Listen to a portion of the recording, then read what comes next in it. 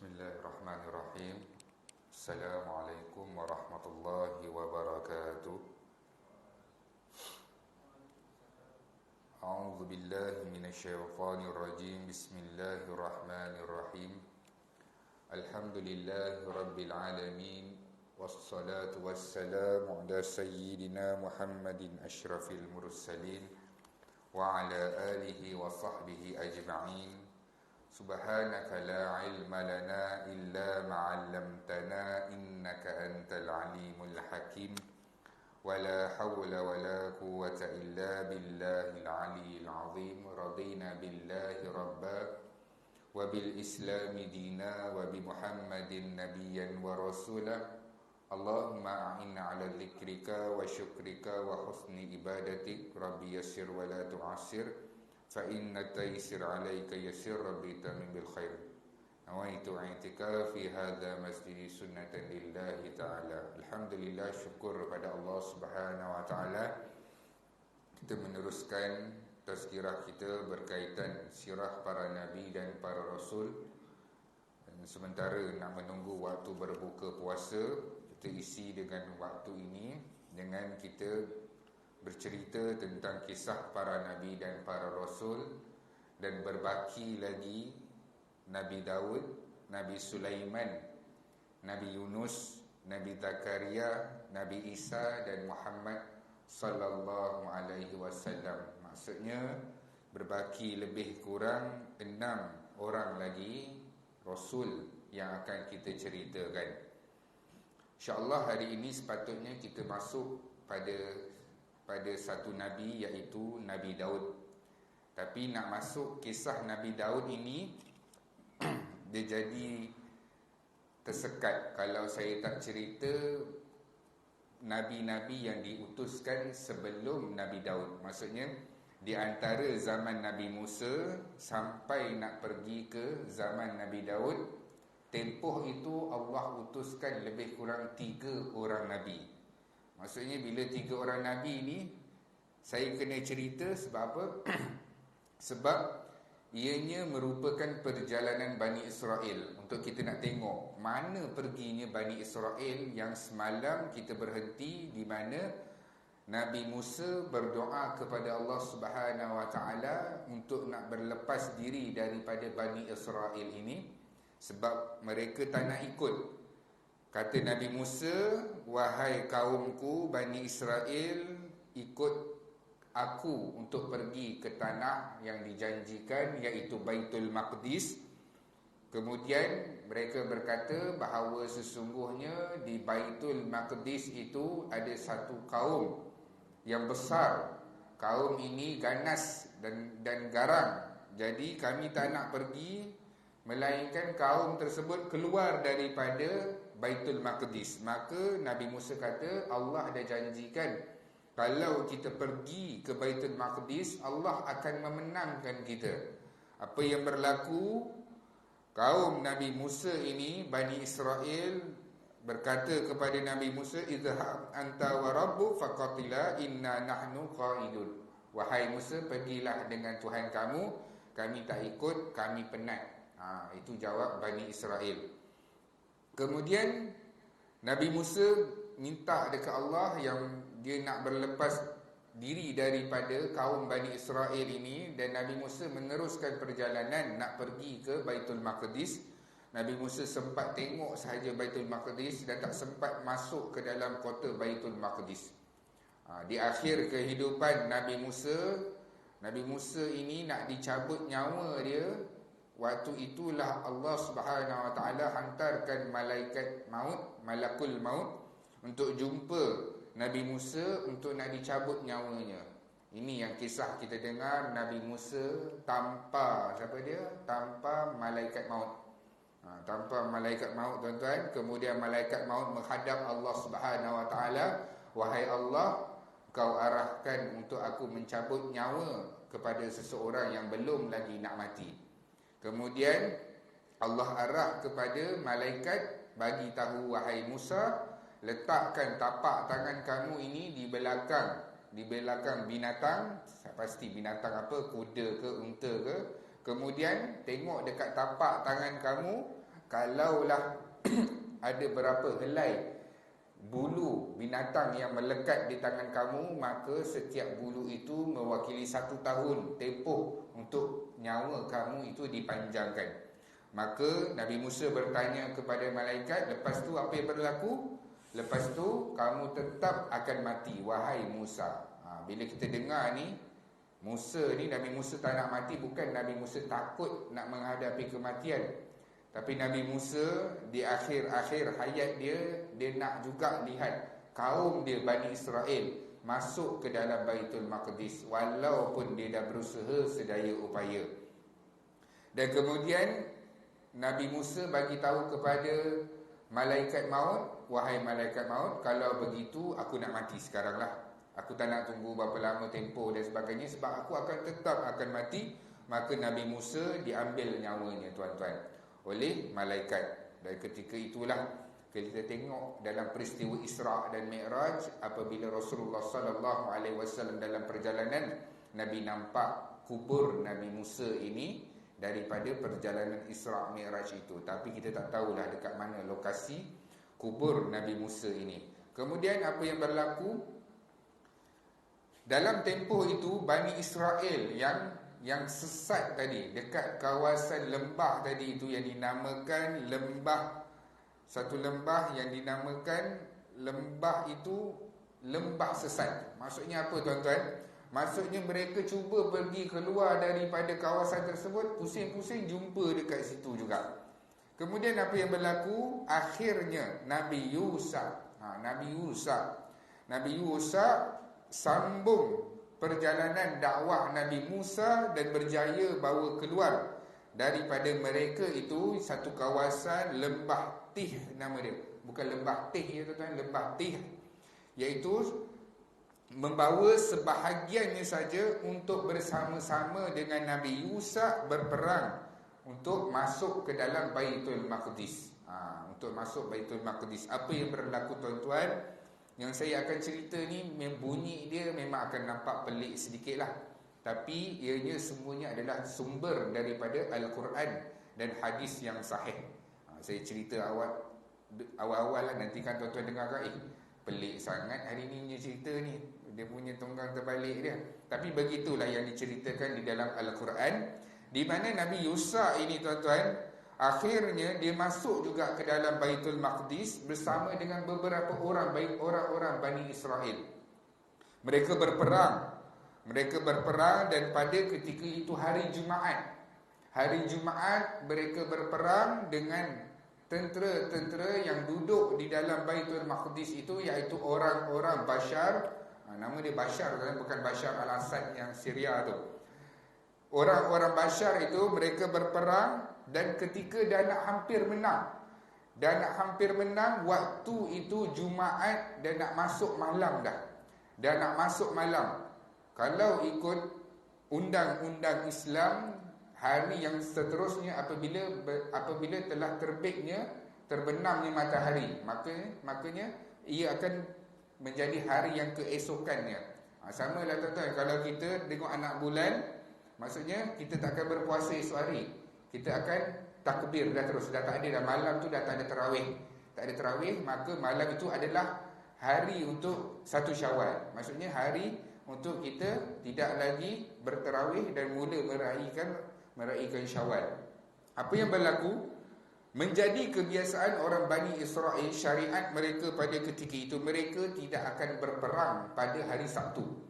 Mereka tidak akan berperang pada hari Sabtu. Sama, tuan-tuan, Bani Israel zaman ni ataupun Bani Israel zaman Rasulullah sallallahu alaihi wasallam, mereka tidak akan berperang pada hari Sabtu.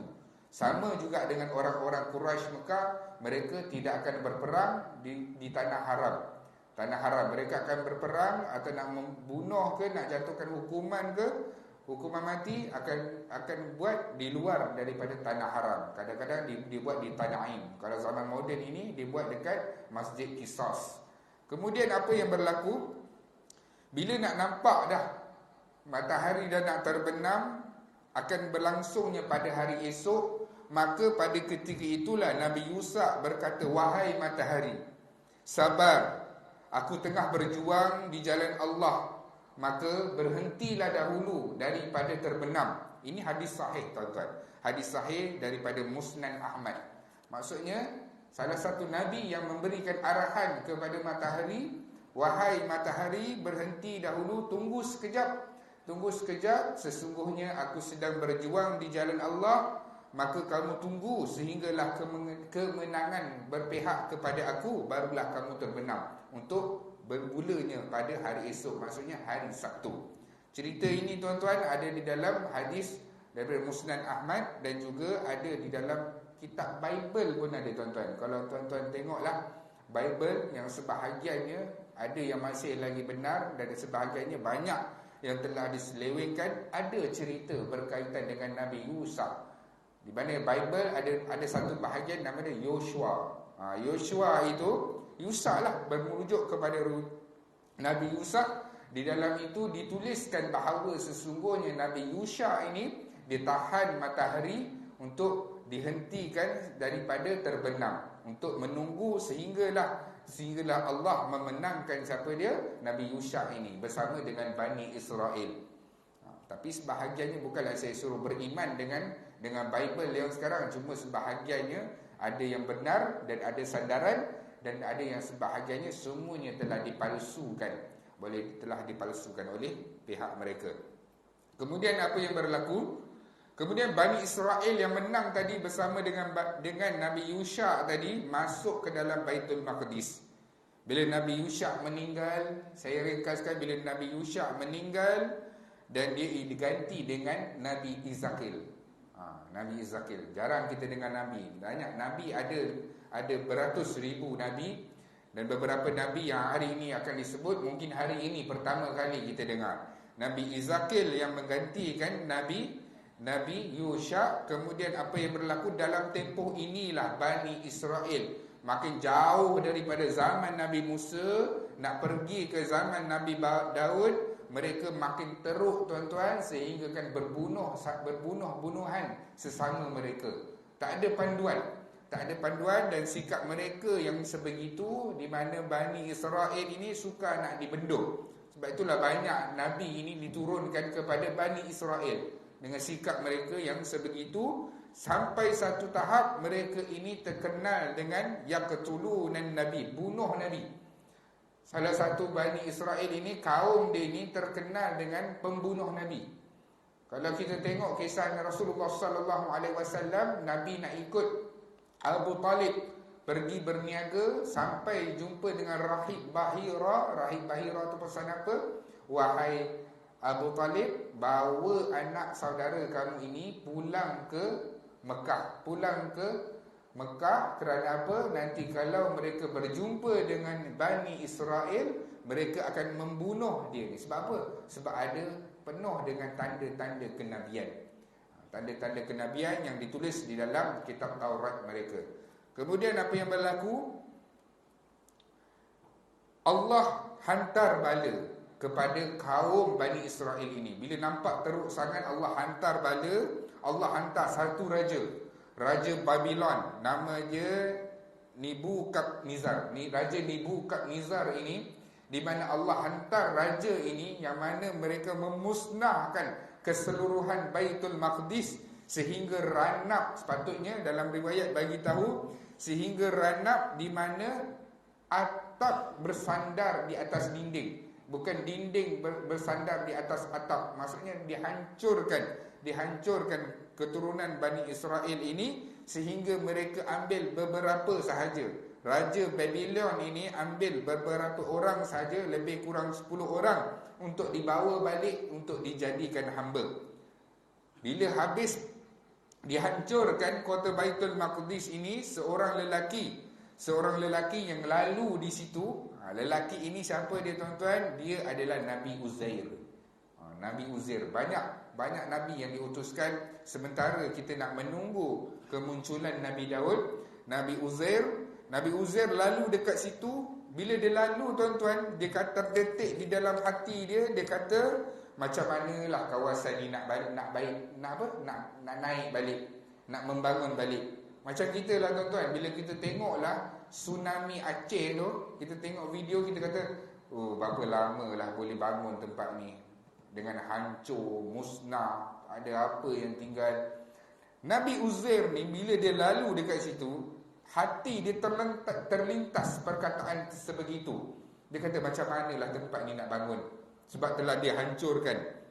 Dan ketika Nabi Uzair ini, dia berehat di sebatang pokok. Di sebatang pokok, ada riwayat bagi tahu Allah tidurkan dia, ada riwayat kata Allah matikan dia. Allah tidurkan dia itu tuan-tuan dalam tempoh 100 tahun. 100 tahun dalam keadaan dia masa tidur tu tuan-tuan, dia ada bawa makanan.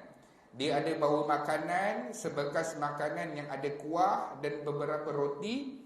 Kemudian dia berehat tidur di situ. Allah tidurkan dia selama 100 tahun. Punyalah lama. Bila dia bangun tuan-tuan, bila dia bangun, datang seorang malaikat datang kepada dia, tanya kepada dia, wahai Uzair, berapa lama kamu tidur? Dia tengok bekal makanan dia, dia rasa sikit elok lagi. Dia kata mungkin 1 hari ataupun setengah hari. Kemudian malaikat itu berkata kepada Nabi Uzair, wahai Uzair, Allah dah tidurkan kamu ratusan tahun. Lihat binatang kamu, iaitu apa, keldai yang kamu tunggang, yang kamu letakkan di sini, bagaimana sudah hancur. Binatang tuan-tuan tak payah tunggu 100 tahun, sebulan ke atau beberapa bulan, 6 bulan, hancur semua, dimamah dengan suasana, dengan cuaca dan sebagainya.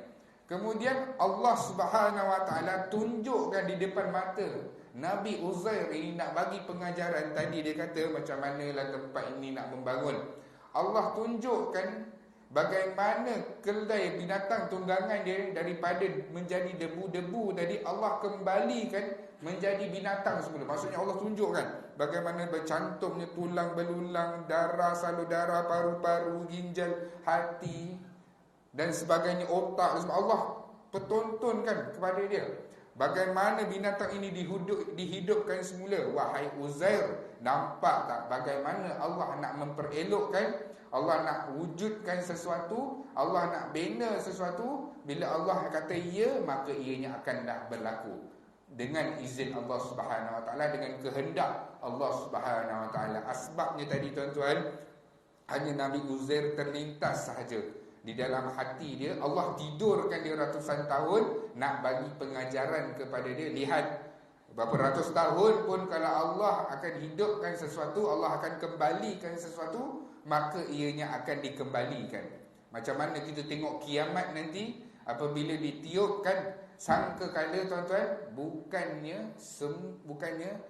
bukannya zaman kita je yang hidup. Zaman daripada Adam, kucing pertama daripada zaman diciptakan, nyamuk pertama yang mula-mula Allah ciptakan, sampailah nyamuk yang mati waktu kiamat itu, semua akan dibangkitkan dengan kehendak Allah Subhanahu Wa Taala.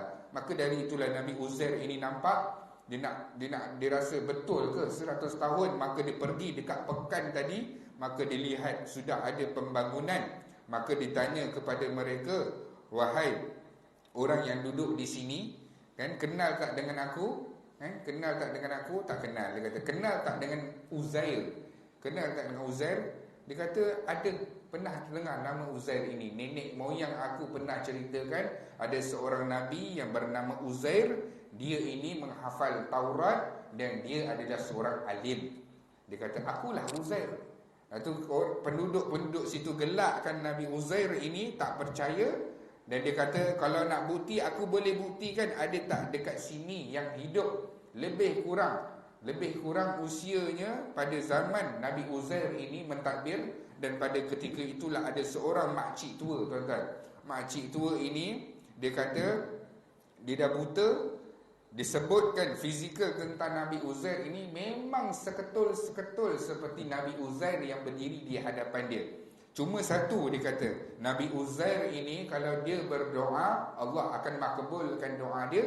Maka doakanlah untuk mata aku ini disembuhkan. Nampak? Makcik ini pun bijak. Dia pun tahu. Dia kata kalau betul Nabi Uzair ini kalau dia berdoa, Allah akan memakbulkan. Maka kalau dia berdoa, Allah tak akan tolak doa dia.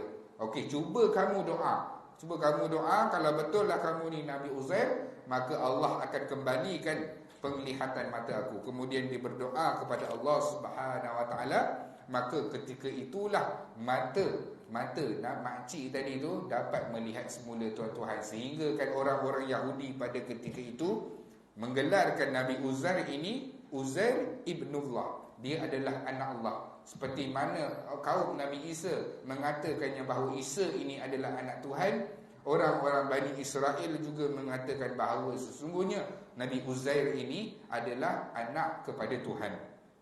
Habis Nabi Uzair ini meninggal tuan-tuan, datang satu orang Nabi, iaitu Nabi Samuel. Saya kena cerita ini sebab apa? Nak bagi tuan-tuan nampak di mana Bani Israel ini sampailah nanti kita akan dengar kisah Nabi Daud. Nah, di mana Nabi Daud ini satu kerajaan yang dia takbir sehingga hari ini kesan peninggalan dia digunakan oleh orang Israel zaman ini tuan-tuan. Apa dia? Tu lambang bintang tu.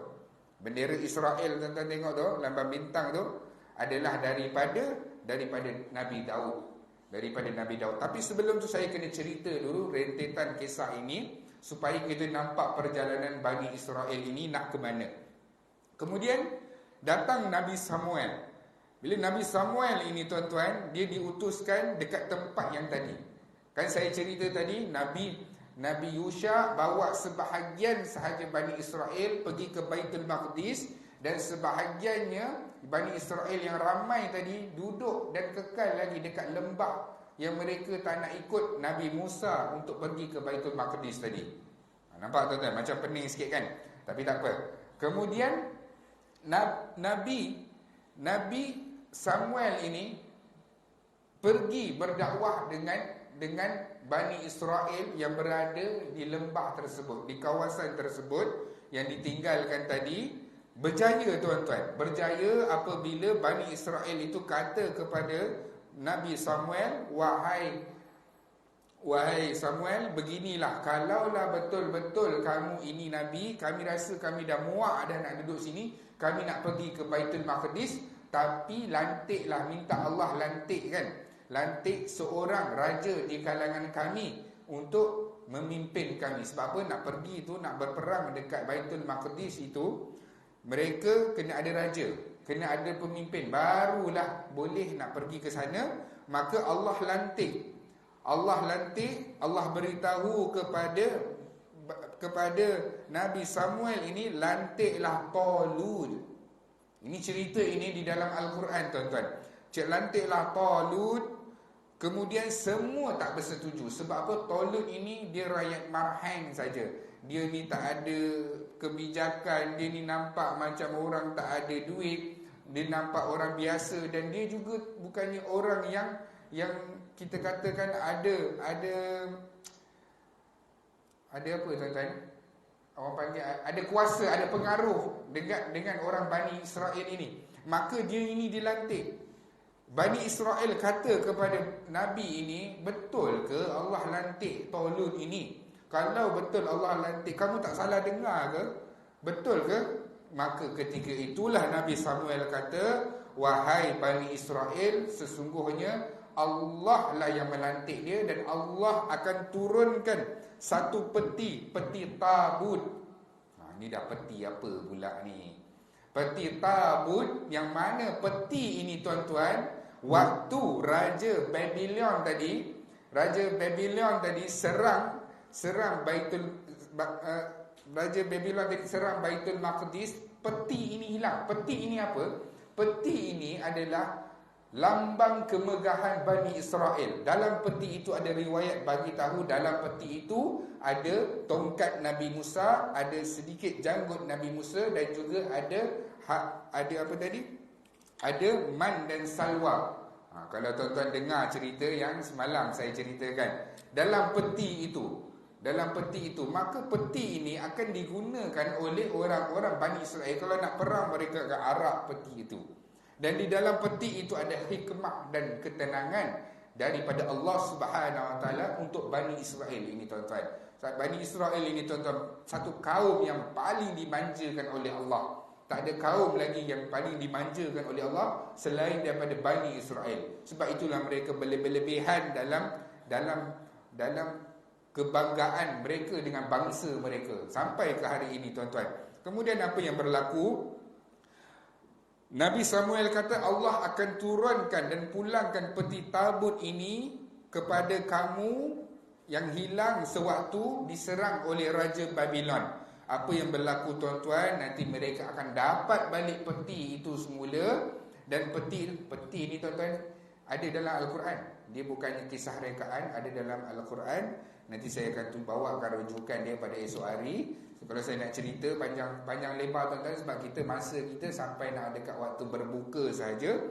Kemudian peti itu akan diberikan kepada Bani Israel, tuan-tuan. Apa yang berlaku nanti kita akan lihat bagaimana mereka kembali semula ke Baitul Maqdis.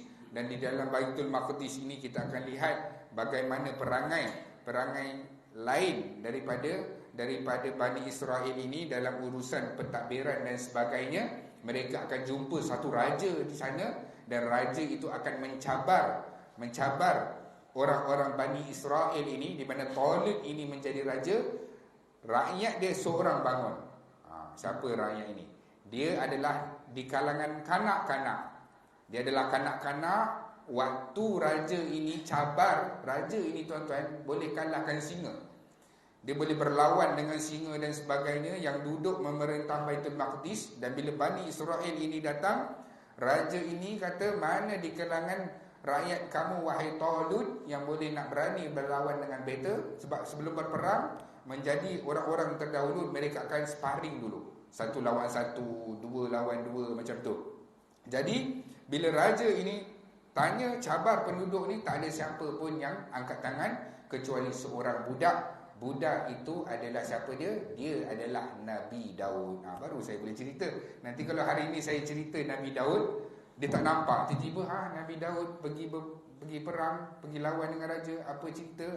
Jadi saya kena ceritakan zaman sebelum Nabi Musa nak sampai dekat Nabi Daud, Allah Subhanahu Wa Taala utuskan para nabi, di antaranya Nabi Yusha, Nabi Uzair dan juga Nabi Samuel.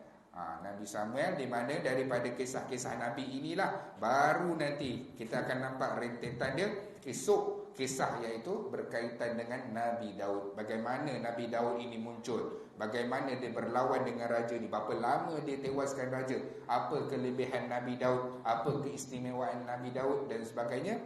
Kita akan tengok pada keesokan hari, insya-Allah. Kita berbaki, tuan-tuan, Nabi Daud, Nabi Sulaiman, Nabi Yunus, Nabi Zakaria, Nabi Isa dan Muhammad sallallahu alaihi wasallam. Berbaki lebih kurang 6 orang rasul lagi untuk kita ceritakan sepanjang bulan Ramadan.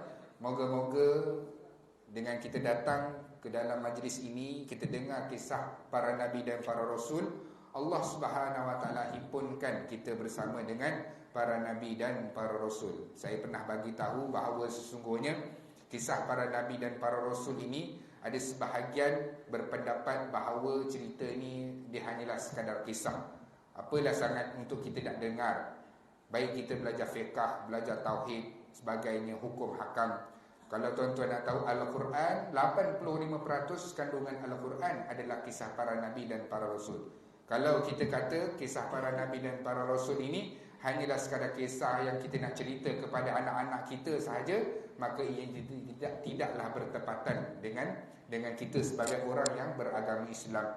Kerana apa? Ibaratnya kita mempertikaikan apa yang Allah letakkan di dalam Al-Quran ini. Wallahu alam. Sekadar itu dulu, yang baik datang dari Allah, yang lemah adalah kelemahan saya sendiri. Assalamualaikum warahmatullahi wabarakatuh.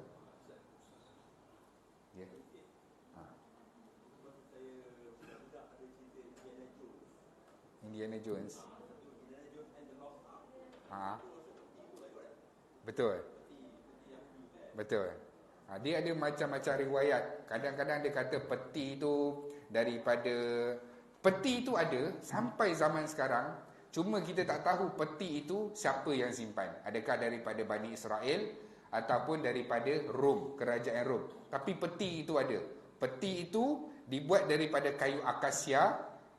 Ini dah boleh dia daripada kayu akasia dan di atasnya disalaputi emas dan ada bentuk saya tak pasti macam mana dibuat bentuk menyerupai malaikat dan sebagainya, dan peti itu diceritakan di dalam Al-Quran. Ianya cuma kita kena beriman, tapi untuk kisah-kisah yang berkaitan dengan kisah-kisah yang berkaitan dengan Israeliat ke, yang mana menghina Nabi dan sebagainya, itu kita tolak ke tepi. Kita tak kata dia betul dan kita tak kata dia salah. Cuma kita ambil jalan di tengah-tengah panduan kita daripada Al-Quran dan juga hadis Nabi Muhammad sallallahu alaihi wasallam. Kalau cerita banyak versi cerita berkaitan dengan Bani Israel ini. Kadang-kadang ada sebahagiannya sudah pun diselewengkan untuk menjadikan kebanggaan kepada kaum-kaum Bani Israel ini. Biasalah tu tuan-tuan. Cuma bendera yang saya kata tu, nanti esok kita akan tengok bagaimana bendera bintang itu tuan-tuan. Dia punya penjuru dia tu semua ada makna dia, di mana bendera itulah digunakan sampai ke hari ini untuk dijadikan bendera Israel. Tuan-tuan, insya-Allah esok kita sambung. Assalamualaikum warahmatullahi wabarakatuh.